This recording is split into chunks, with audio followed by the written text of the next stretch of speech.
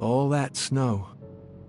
Are you familiar with the concept of entropy, Monsieur McQueen? Oh, Mr. Poirot, I didn't see you.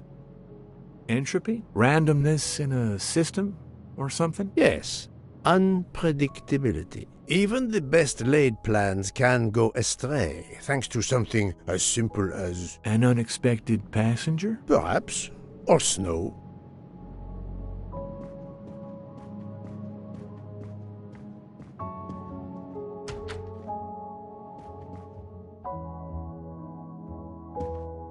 Are you all right, Mr. Poirot?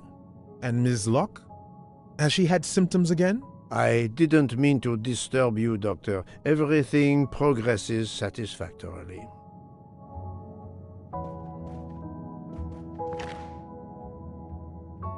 Book is a collector, and not surprisingly, he collects trains.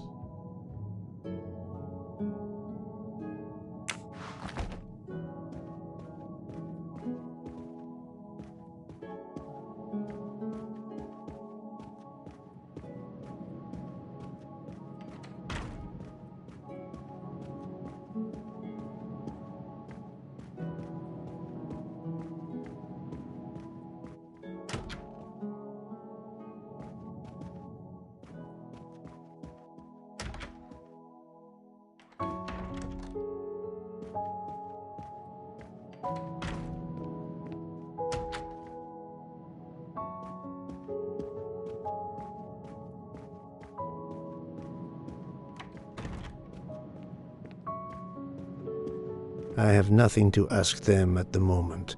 I should leave them alone.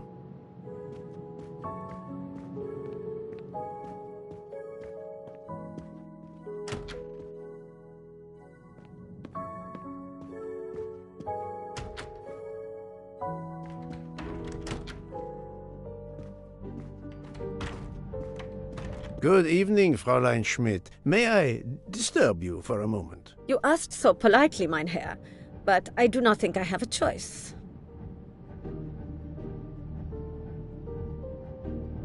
I wanted to let you know that your roommate, Mademoiselle Locke, is awake. Ah, yes, I'm glad to hear that. I was worried about her. Did she tell you what had happened to her?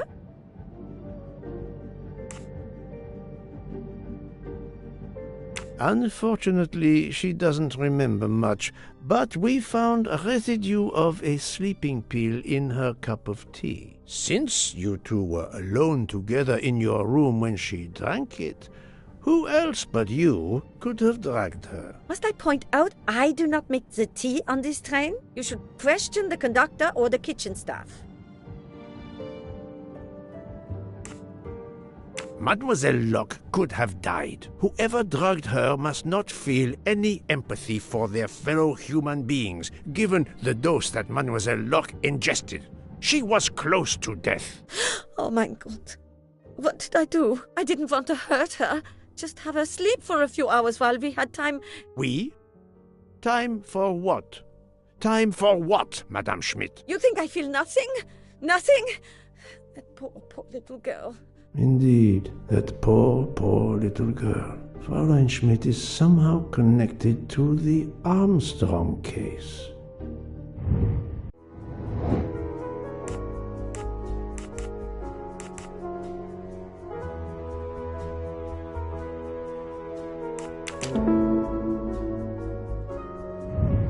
That was easy. Fräulein Schmidt, I have a certain reputation for sniffing out... I am not a murderer. Forgive me, but I was going to say brilliant chefs. You were the Armstrong family's cook, were you not? But... yes. I was the cook of that lovely, lovely family. I'm sorry, but I must ask you to give me some time to collect myself. It wasn't supposed to be like this. My darling, my poor darling child. I will give you that time, Fräulein. You have given me much more in exchange. I must check in with my other suspects to make certain I have all the pieces of the puzzle in my possession.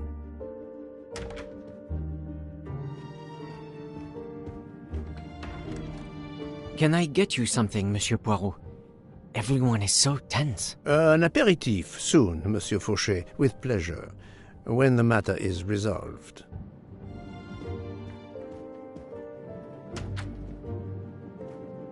Jean, you've mixed everything up again. Oh, I can't find the coffee liqueur for tonight's dessert.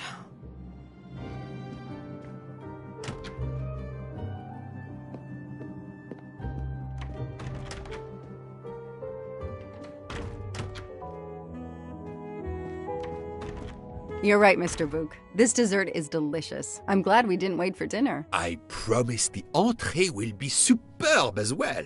Detective Locke, you are recovering well, I see. Yes, I should be helping with the investigation. Do you know who drugged me? It is early yet for conclusions. When I return, then we shall see. Do not worry, Poirot.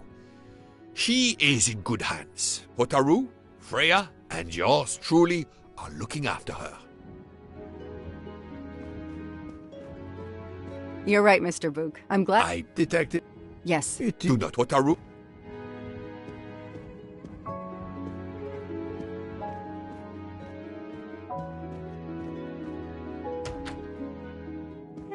Not now! Not now! I have a dinner to prepare. Would you interrupt Michelangelo or Da Vinci?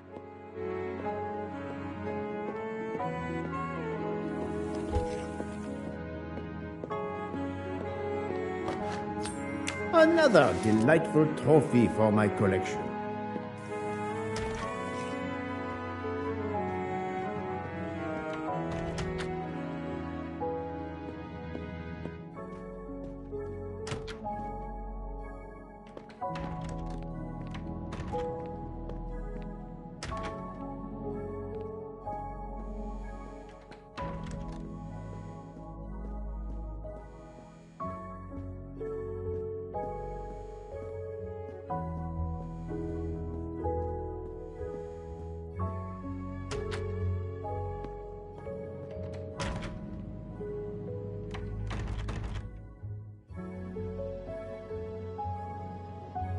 Good evening, Michel. Am I bothering you? You seem stressed. With everything that's going on, I must admit, it's difficult to be relaxed. Of course, I understand. Especially since we know that Detective Locke's tea was drugged before it was served to her. Detective? Come now, Michel. Surely you would have taken the opportunity to search her things and found her badge. Luckily, she woke up and was finally able to tell us her story. Hotaru boiled the water, Jean made the tea. I just brought it. Sir, it could have been any of the staff. Your defense is to accuse others?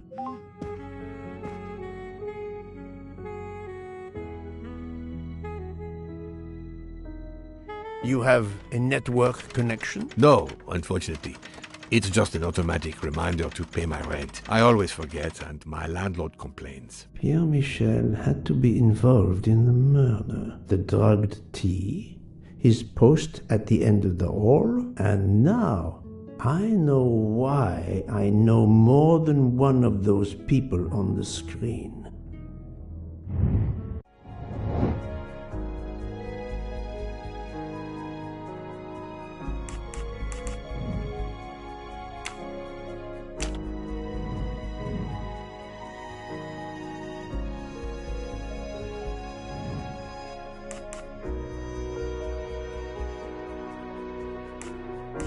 No, not good. Right.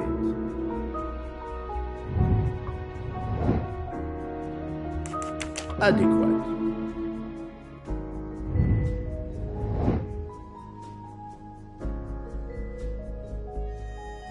Good job. My little gray cells did not... You are the father of Suzanne Moreau, Daisy Armstrong's nanny. My condolences on the death of your wife. What? But my wife... Enough lies. Suzanne does not bear your name? No. Suzanne's mother and I were divorced. Suzanne kept her mother's name. My most sincere condolences, Monsieur Michel, on the deaths of Suzanne and your wife. This job, I loved them, but I was never there for them. Then, a year after the divorce, Solange became ill. Suzanne took her to this special hospital in the US. Got that job as Daisy's nanny. I understand your pain, and the reason that led you to drug Detective Locke. We really can't hide anything from you, can we? Many have been foolish enough to try and keep the truth from Hercule Poirot. Yes, I admit, I drugged the tea. But it was only to keep her quiet, until I could... But she reacted so much to the sleeping pills. She was lucky, as are you, that she didn't die. To be frank, there is one more thing that puzzled me, but I think I understand now.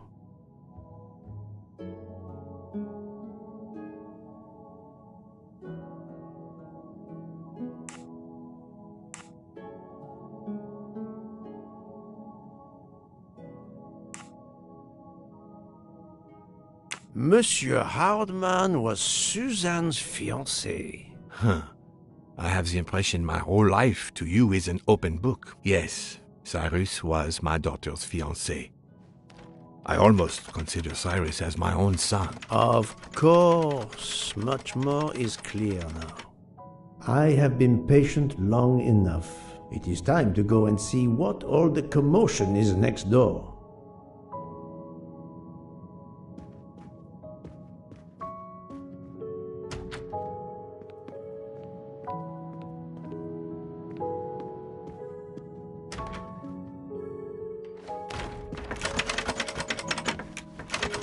Monsieur Hardman, excellent. The gods who watch over detectives must have trapped you here. Why didn't they watch over me? I'm a detective too. I was talking to Michelle about a leaky faucet, and I wanted to go out, but you showed up. No need to invent some preposterous story. But really, Michelle has told me everything. You are the fiancé of Suzanne Moreau, his daughter. Oh. I see. Surely this is not a big surprise to you. No. Suzanne was the only woman I ever loved. And I failed her. We got into a spat. It was nothing, but I was too proud to apologize. We weren't speaking at all. Suzanne never really cared for that guy Noah. She would have forgiven me. If only. If only. If only. A common refrain between lovers who quarrel. Obviously, Pierre Michel and Fräulein Schmidt both drugged Detective Locke's tea, causing the overdose. No wonder she had so much trouble waking up. Time to report my findings to her and Mook.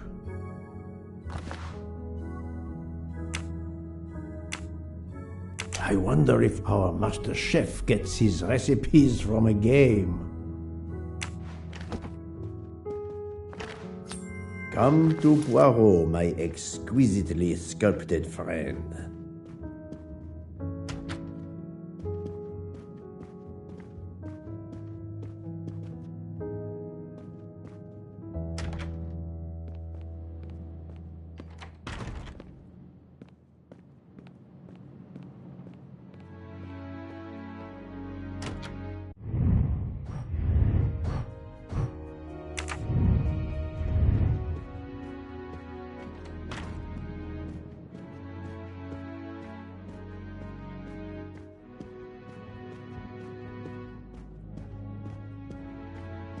So, my friend, tell me, you have something new? Mademoiselle Locke, I know who drugged you. Fräulein Schmidt and our conductor Pierre Michel both admitted putting sleeping pills into your tea. This explains your overdose. They are relieved you are recovering. Michel drugged a passenger? On behalf of the company, I offer my apologies to you, Mademoiselle Locke. Michel will answer for this outrage. Both of them? I was pretty sure about Fräulein Schmidt, but I admit that I did not suspect the conductor. I have uncovered multiple connections with the Armstrong case. Pierre Michel is the father of Suzanne Moreau, little Daisy's nanny, and Monsieur Hardman was Suzanne's fiancé. As for Hildegard Schmidt, she was the cook of the Armstrong family. What a coincidence, don't you think? But it's incredible!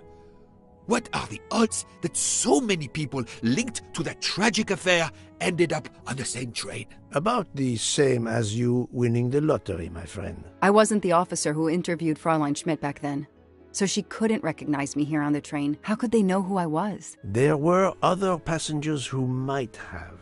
Or she may have seen you when you visited the Armstrong home. It is now clear to me that some of the clues to this elaborate plot were staged for my benefit.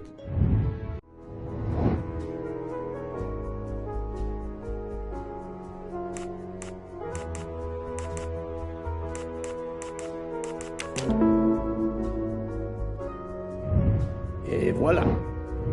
Some clues and information collected so far could lead to a hypothesis. The murderer boarded the train in Vinkovsky, killed Ratchet, and then left the train immediately. How did you come to that possibility? Monsieur Hardman told me about a short man with a high-pitched voice who threatened Ratchet. Imagine for a moment that this man, wearing a wagon-lit conductor's jacket, killed him while Michel was on the platform at Vinkovsky. This murderer then hid the conductor's jacket in Detective Locke's room, then fled before the train left. Why choose Detective Locke's room? Why, indeed. Let me re-explain from the beginning.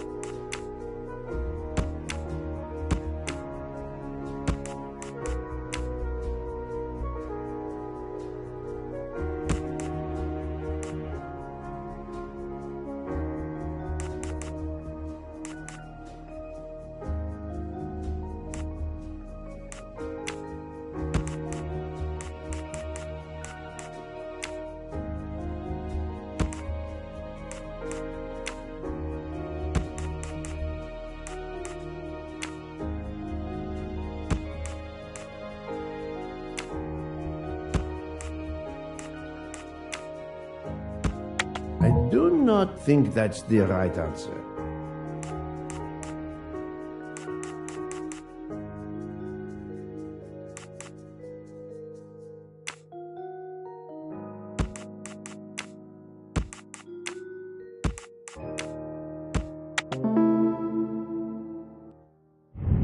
I'm right again. That Mon Dieu! Oui! That must be it! Everything fits so well! It fits too well, my friend. Other clues lead to a second hypothesis, much more plausible.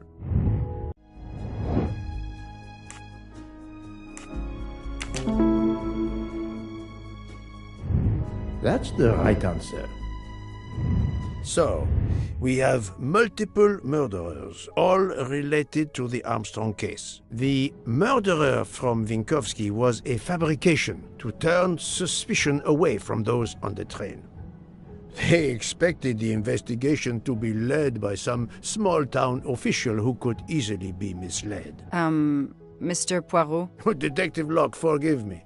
You are an obvious exception. You tracked Ratchet with the tenacity of a bloodhound. Unfortunately for the killers, they not only had you to deal with, but now they had, and I say this with all modesty, the world's greatest detective, Hercule Poirot, dropped into the midst of their meticulous planning. Multiple murderers?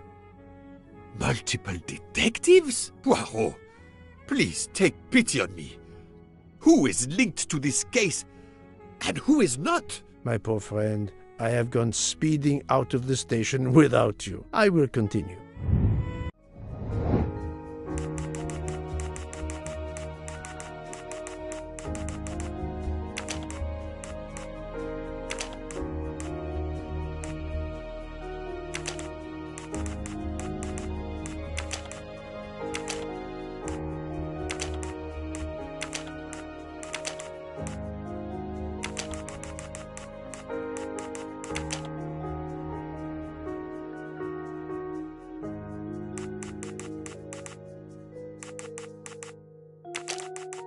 I must admit I'm not right this time.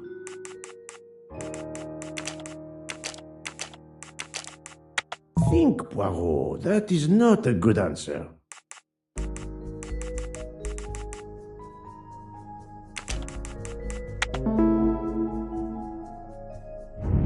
That's the right answer. Fräulein Schmidt, Pierre Michel, Monsieur Hardman and Monsieur McQueen are all linked to the Armstrong case. I also know that Sonia Armstrong's sister and godmother, Countess Andreni and Princess Dragomirov, are on this train. And finally, Detective Locke discovered that Mr. Foscarelli was the Armstrong chauffeur.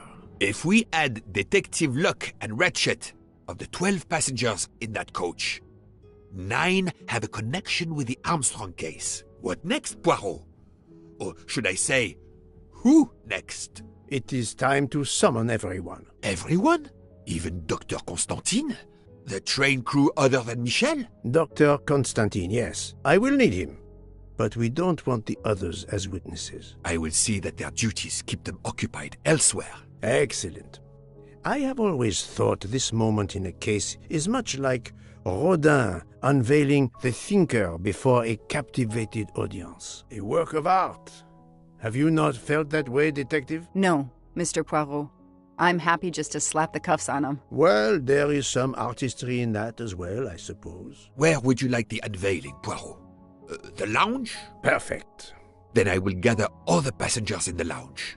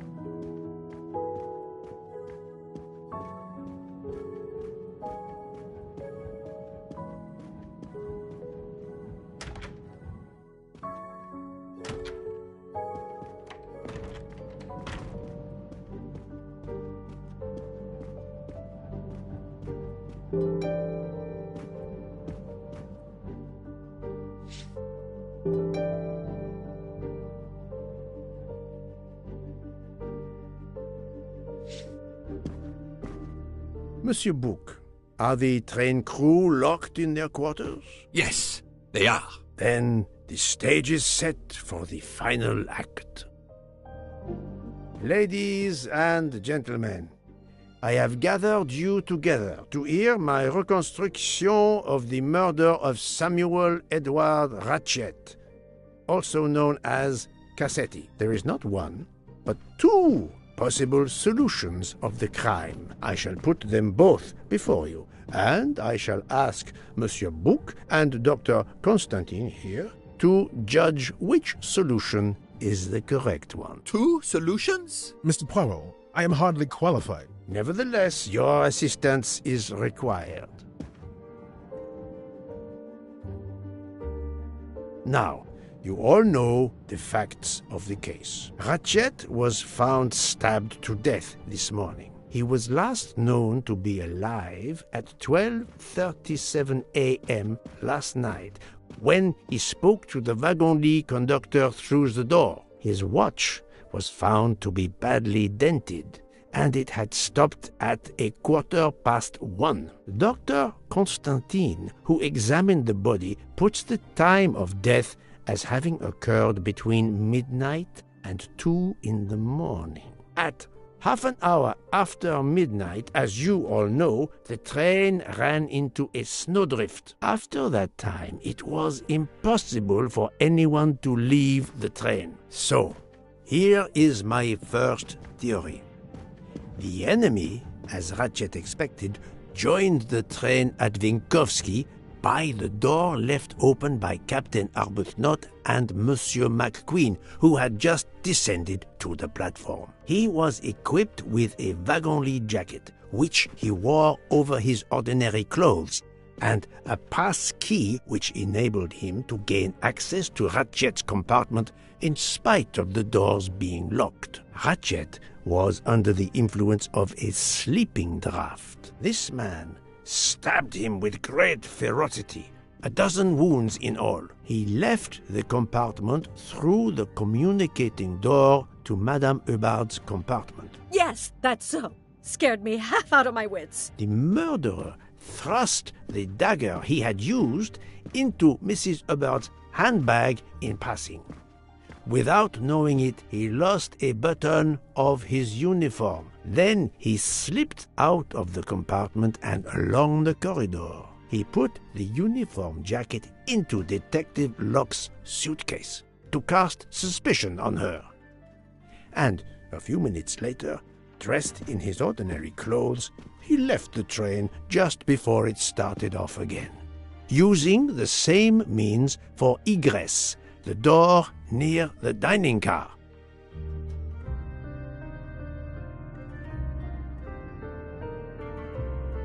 That is the first hypothesis. But there's a second. For that, we must examine the motive for the crime. Why was Ratchet killed? The motive is clear. Revenge, of course. Nothing was stolen, and we know that Ratchet had made many enemies. This was a premeditated crime, meticulously planned.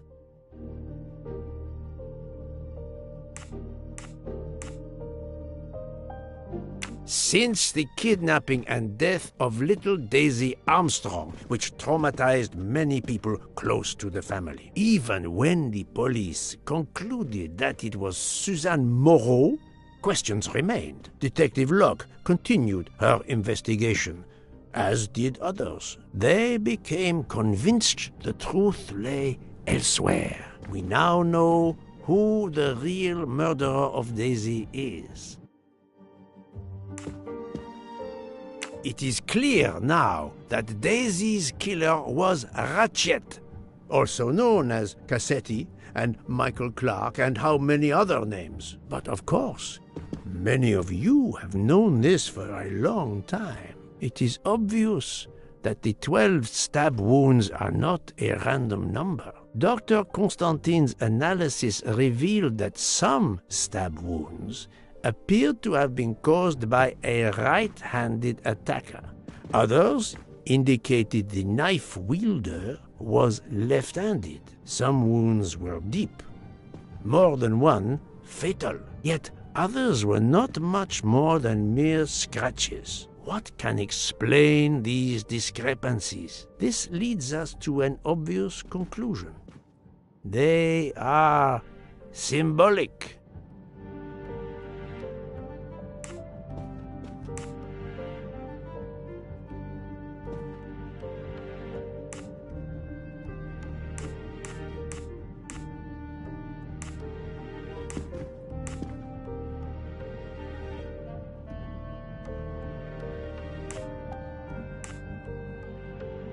12 stabs. 12! The same number as a trial jury in the United States. But not just a jury of 12 members condemning him to death, but 12 executioners as well. This self-appointed jury had meticulously planned for everything except Snow. snow. The avalanche that stopped us, as well as the presence of not one but 2 detectives on the train. They had to improvise, to hastily add clues and false leads.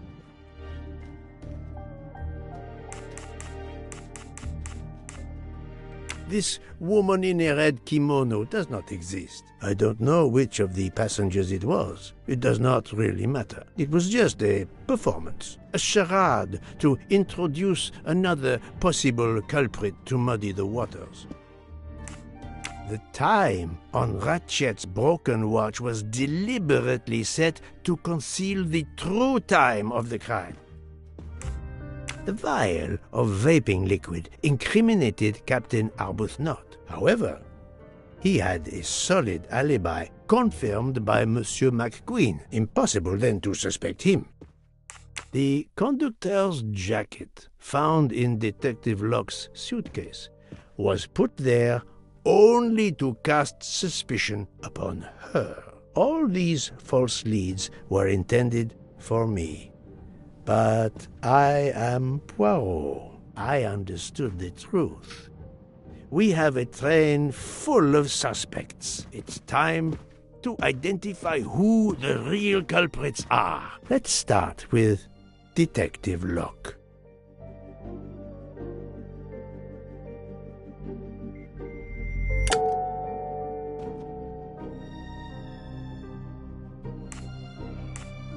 Planting the conductor's jacket in her suitcase was an attempt to implicate Detective Locke, but she couldn't fake her drugged condition. Dr. Constantine can testify that the drugged tea incapacitated her for hours, and she had 2 relapses. Let us move on to Monsieur McQueen. When I told him about Cassetti, he looked very surprised that I managed to make the connection between him and the Armstrong case. He told me, "But I thought we had..." I think he meant, "You thought you didn't leave any real clues linking the murder to the Armstrong kidnapping. Moreover, you insisted that Ratchet did not speak French when you knew I had heard a voice calling out in French that was supposed to be Ratchet."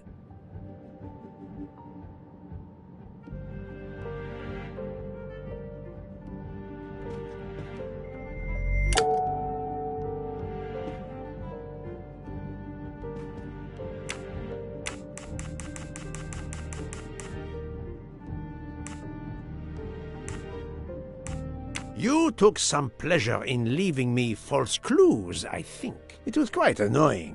But you told me yourself that your father was the district attorney who handled the Armstrong case. The case haunted my father. At first, he believed Suzanne Moreau had helped her boyfriend, Noah, to kidnap Daisy, even though there were questions that went unanswered, and a young policewoman refused to let it go, continuing to find discrepancies, but never enough to reopen the official investigation. That policewoman sits there.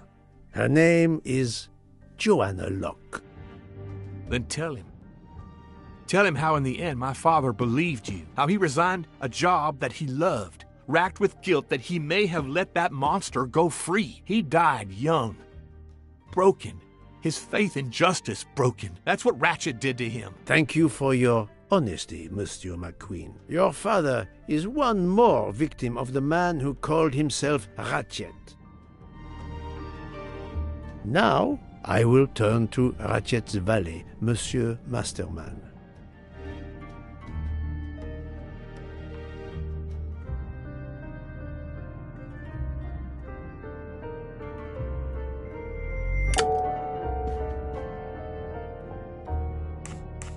Ratchet sensed danger close to him and naturally wanted to stay awake. You gave him sleeping pills without his knowledge. Once he was sound asleep, you could do what you had to do in peace. Sir, I'll tell you the truth. I was Colonel Armstrong's adjutant in the war, sir, and afterwards, I was his valet in New York. I'm afraid I concealed the fact this morning. It was very wrong of me, sir, but I knew how suspicious it would look. Is that all you have to say? That's all, sir. Now, to leave no suspicious stone unturned, let us move on to Monsieur Book. What? Me? A suspicious stone?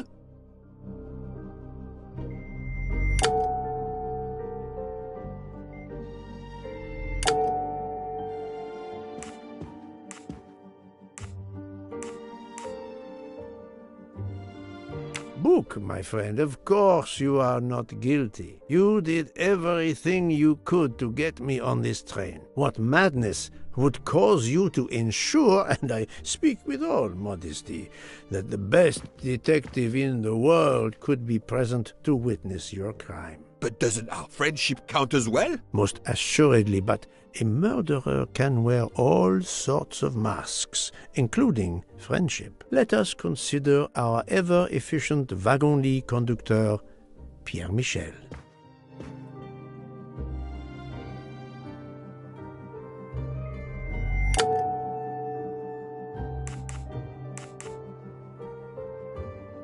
Your admission that you drugged Detective Locke immediately incriminates you. But the murder could not have been possible without your very capable assistance. Your knowledge of train procedures made the murder possible, and your position in the corridor of the train allowed you to be the perfect alibi for several passengers. And your motive? Suzanne Moreau, Daisy Armstrong's poor nanny, who was wrongly accused and committed suicide, was your daughter. C'est un foiré. He got what he deserved. My poor daughter has finally been avenged. My Suzanne. My child. Let's move on now to Monsieur Hardman, one of 3 detectives on this train.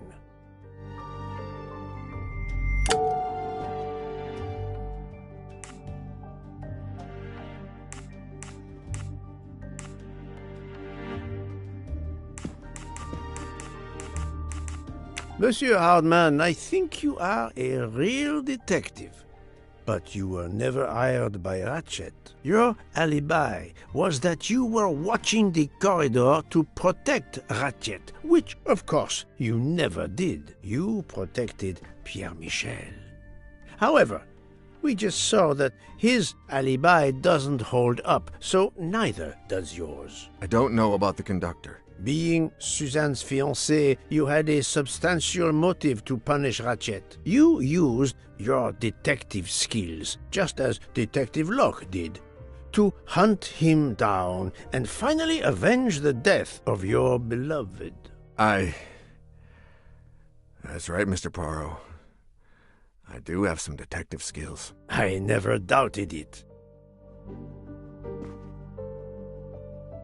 Now, Fraulein Schmidt, the lady's maid with the soul of a cook.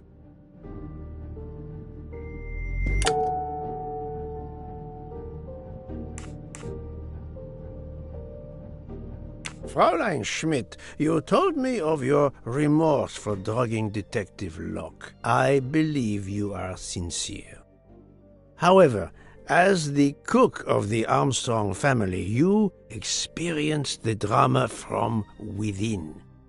The death of Daisy, then Sonia Armstrong, who died in childbirth, and finally, Suzanne and John Armstrong. So much misfortune in that poor family. The death of this criminal is only justice. Let us move on to Countess Andreny. I was impressed by the earnestness of her husband when he swore to me solemnly on his honor that his wife never left her compartment that night. Should I believe it?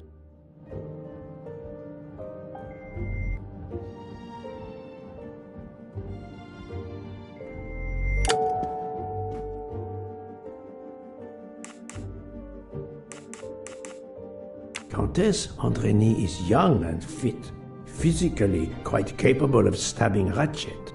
The problem must be somewhere else.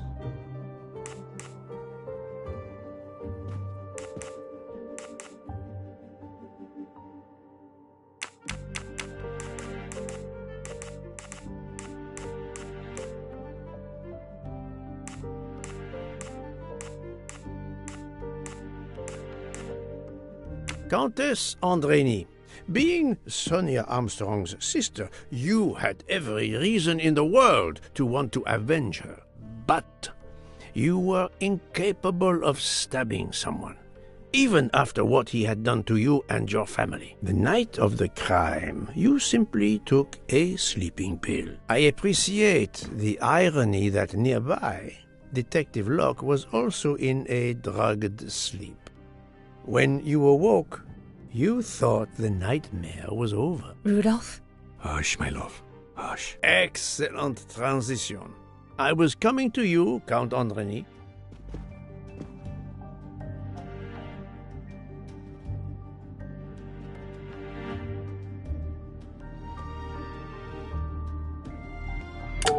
No, Poirot, you're dreaming. Wake up.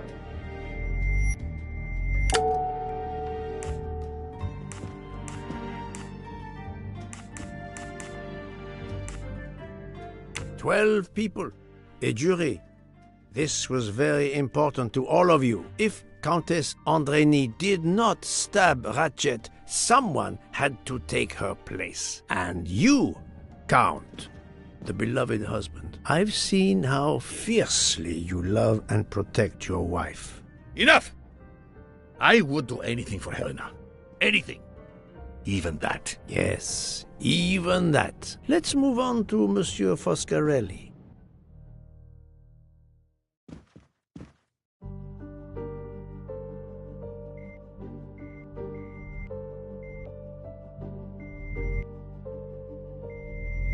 I do not...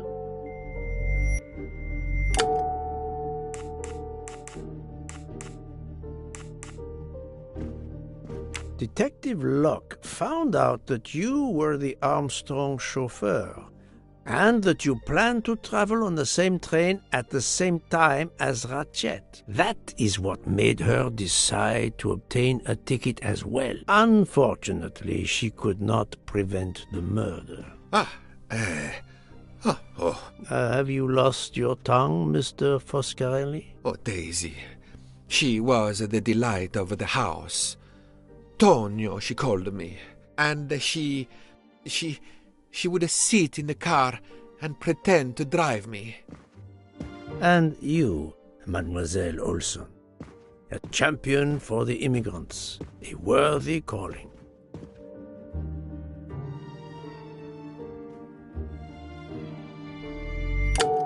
I don't...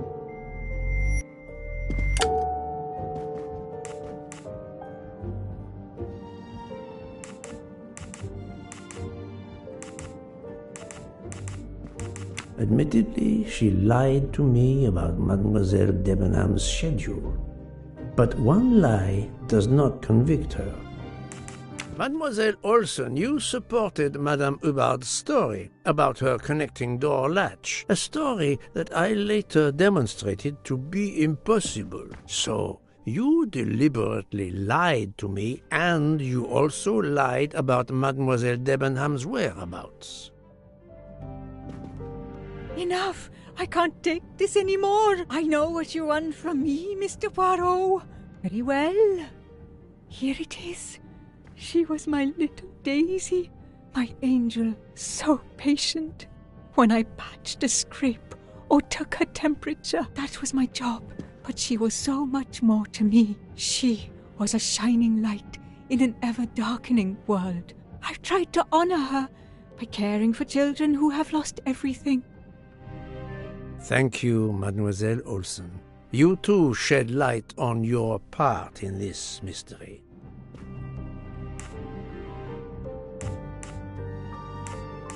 You were Daisy Armstrong's nurse. I will ask you no more questions. It is enough that you have admitted what I know to be the truth, and I understand. Let's move on. Dr. Constantine. You suspect me?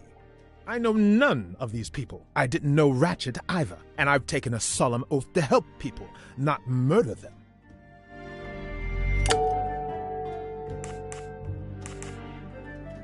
You are one of the few people in this room not to have any connection with the Armstrong case. Moreover, your alibi is confirmed by Monsieur Bouc, whom I would trust with my life. That is very kindly said, my friend. We now come to Mademoiselle Debenham and Captain Arbuthnot, whose relationship was not in doubt from the moment I inspected your room at the hotel. You have a bloody nerve. Indeed, I do. We're getting married. Congratulations. But I would rather talk about your relationship to John Armstrong.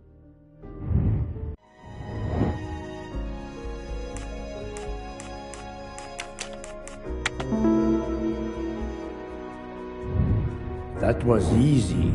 Captain Arbuthnot, you served in the army with John Armstrong. What I don't understand is why a man your age is still a captain. One might expect you to be a colonel as well. Ever fought in a war, Poirot? It was war that first brought me to England. Then you know what it's like. There's a shattering sound, and death, and mistakes, acting on intelligence that proved to be wrong. I sent a patrol to their death. Good men, brave men, wasted. John testified on my behalf at a court-martial. I'm not a colonel. I don't deserve to be, you bloody fool. But I'm also not in prison. John remained my best friend until... There, you have my story. Understand now? Archie, calm down, please. You're right, Mary. What you see in me, I don't understand. Oh, Archie, I see in you what John saw. Miss Debenham, I'm sorry. My turn, is it? I'm afraid so. And you have caused me quite a puzzlement. Your connection with the Armstrong family was not obvious. Then I remembered the job you currently hold.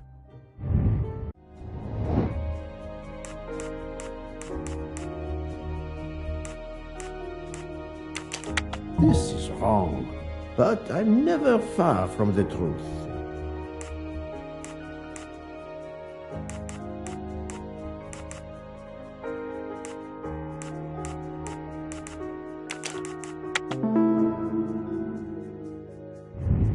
That was easy. You were the teacher of... No, she was the teacher of Countess Andrény. You were the teacher of Helena Andrény, whose maiden name was Helena Goldenberg before she married Count Andrény. Yes, absolutely. Why lie to you? She was an excellent student. Captain Arbuthnot.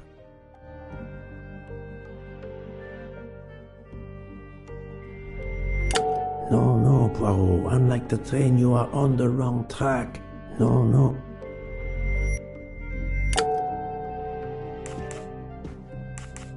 No, his vial found at the crime scene was a decoy. You had one of the strongest alibis, thanks to Mr. McQueen. But his testimony melted like a snowflake. There went your alibi. Poof! Unless you have another one. As for you, Mademoiselle Debenham, I don't...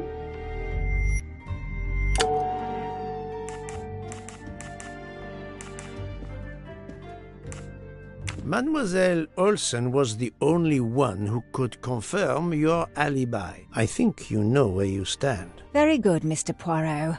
Are you satisfied? I will be soon. Now I must turn to Sonia Armstrong's godmother, Princess Dragomirov.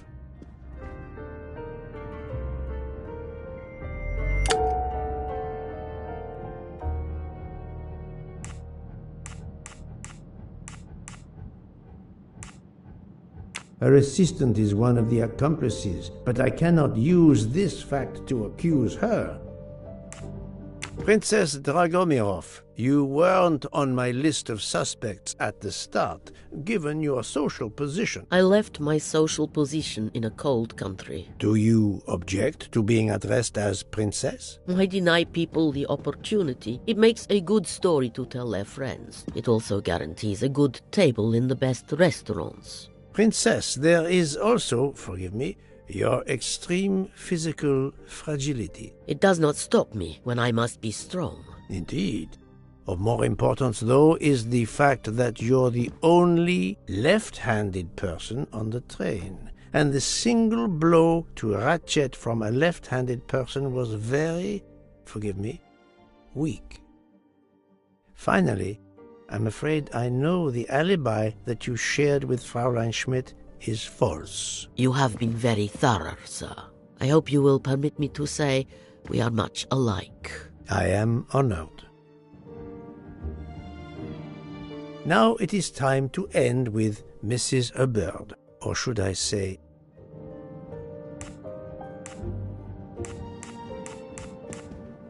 Linda Arden.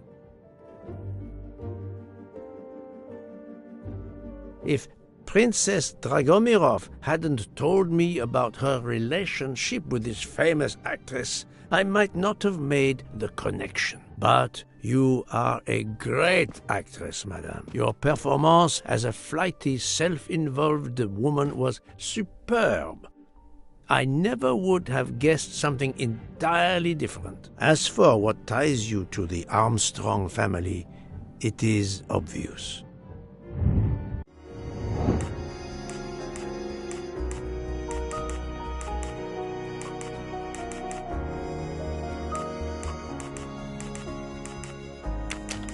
This is wrong, but I'm never far from the truth. No, not good.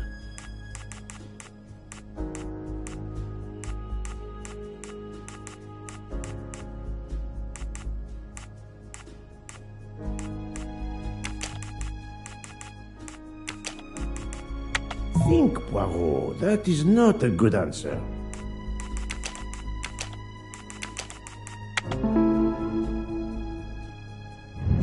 My little gray cells did not let Mrs. Hubbard.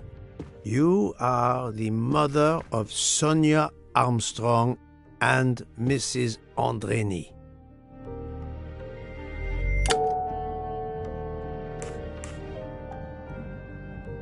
Madame Hubbard, you really are a remarkable actress. You put so much effort into your character and into staging the murder. I saw it as a perfect mosaic, each person playing his or her allotted part, so carefully arranged that if suspicion should fall on any one person, the evidence of one or more of the others would clear the accused person and confuse the issue. Everything was meticulously planned.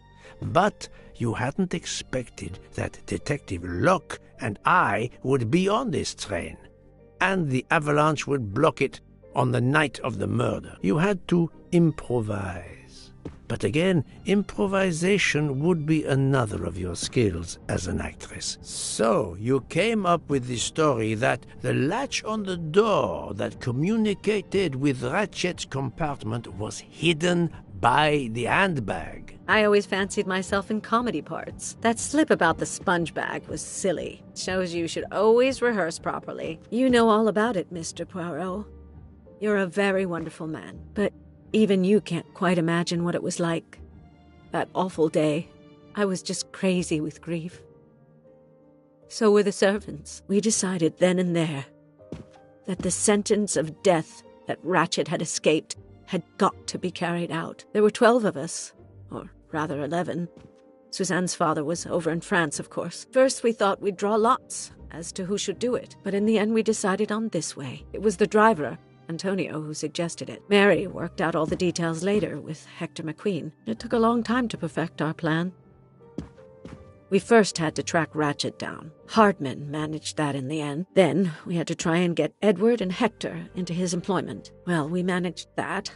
Then we had a consultation with Suzanne's father. Captain Arbuthnot was very keen on having 12 of us. He seemed to think it made it more orderly. He didn't like the stabbing idea much, but he agreed that it did solve most of our difficulties. Well, Suzanne's father was willing.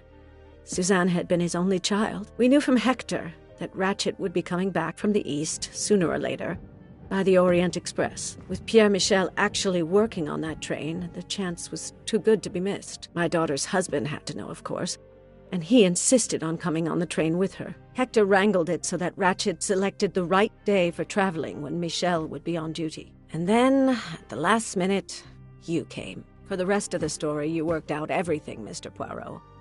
You were right about all of us. What are you going to do about it? If it must all come out, can't you lay the blame upon me, and me only? I would have stabbed that man 12 times willingly. It wasn't only that he was responsible for my daughter's death and her child's, and that of the other child who might have been alive and happy now. It was more than that. There had been other children kidnapped before Daisy, and there might be others in the future. Society had condemned him. We were only carrying out the sentence, but it's unnecessary to bring all these others into it, all these good, faithful souls. You are a director of the company, Monsieur Bouc. What do you say?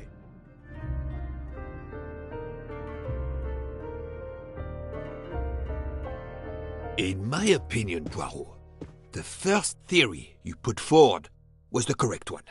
Decidedly so. I suggest that is the solution we offer to the police.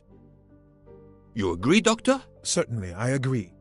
As regards the medical evidence, I think that I made one or two fantastic suggestions.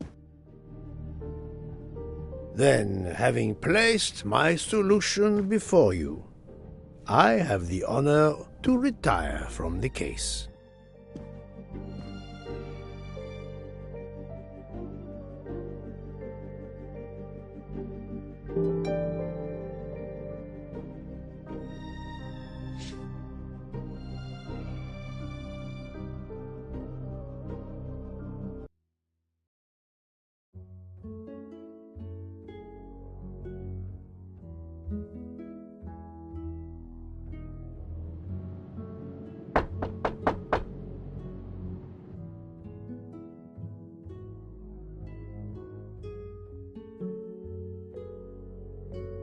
I'm sorry to wake you up in the middle of the night, Poirot, but it couldn't wait. There was a detail that bothered me in my preliminary autopsy of Ratchet's body. I went back to examine the body and I discovered a wound covered by another. The blow I hadn't seen was delivered by a thinner, sharper blade. So there were not 12, but 13 stab wounds. 12 stabs for 12 jurors. It doesn't work with 13 wounds. The symmetry is destroyed. It can't be one of the culprits who stabbed him twice? Doctor, a different knife was used. There is only one explanation.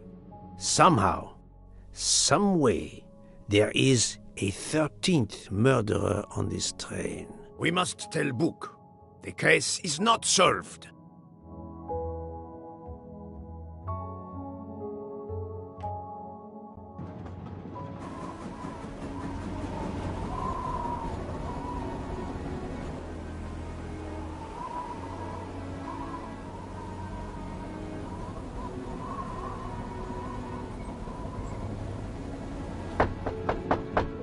Please, come in.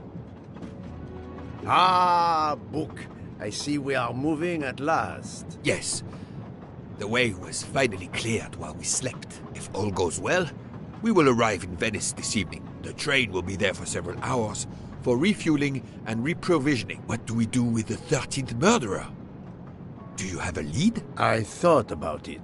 There is one clue that was left aside in my investigation. The diary I found in Ratchet's safe mentioned an appointment in Venice. Someone with the initials AW. He will never keep the appointment. But there should be enough time. I must try to keep that appointment for him.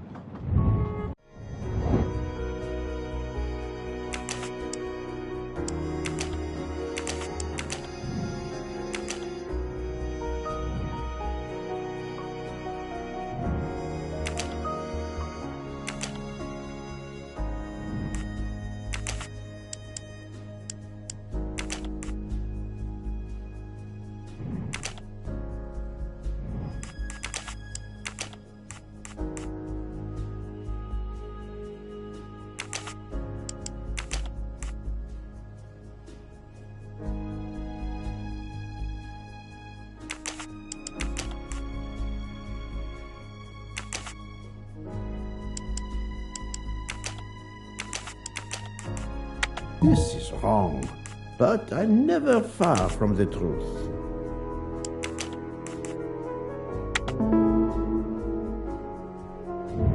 My little gray cells did.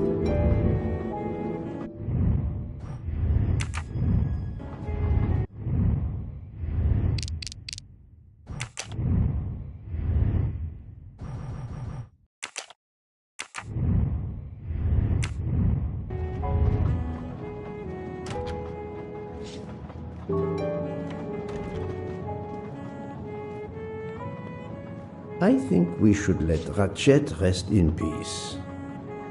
How would it look to the police if I asked a suspected murderer for help? I don't have time for small talk.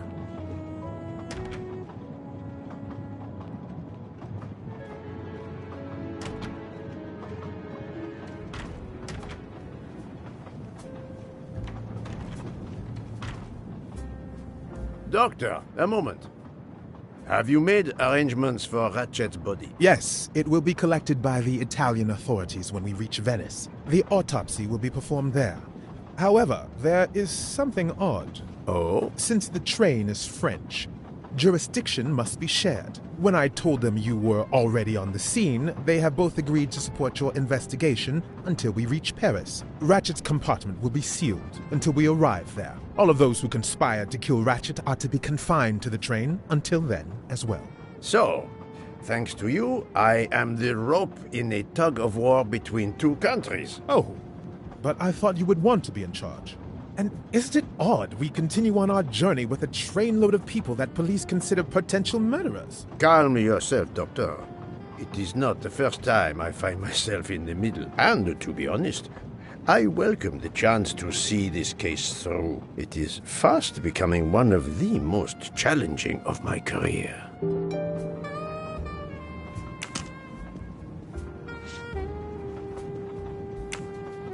I'm not going to ask a murderer to help me catch himself.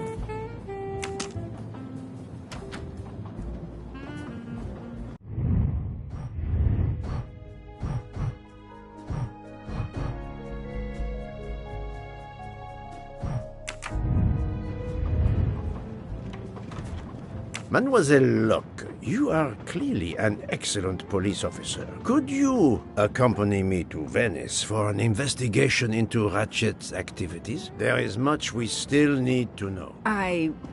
Well, yes. It would be an honor to work with you.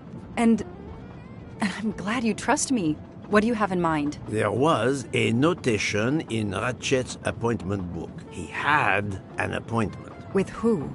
There were only the initials A.W. They were to meet at 10 o'clock at the Fontana dei Conigli. I want to know who Ratchet was meeting and why. But you've already discovered the 12 conspirators. Why is this meeting important? Unfortunately, the case is not complete. Dr. Constantine has discovered the presence of a 13th stab wound. One of them could have stabbed him twice. The wound was made with another, finer blade. Why would one of them have used two knives? Did they want to confess they killed him more than the others? And if so, why bother to deny it when they have already confessed? No, it makes no sense. And I do not close a case until all questions have been answered. You, of all people, must understand this. You're right. I do understand. I'll help you. Thank you. Together, we will uncover the truth. We will arrive in a few hours. Take the opportunity to rest. I slept well last night. No more effects of the drug. Excellent. Then be prepared when we reach Venice. We have another mystery to solve.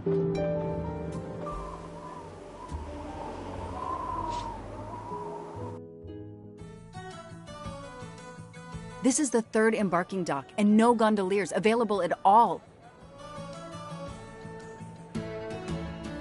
With Carnival, you can't find a gondolier to cross that damn canal. They're all booked. The worst thing is that the fountain is just across this canal. We're almost there.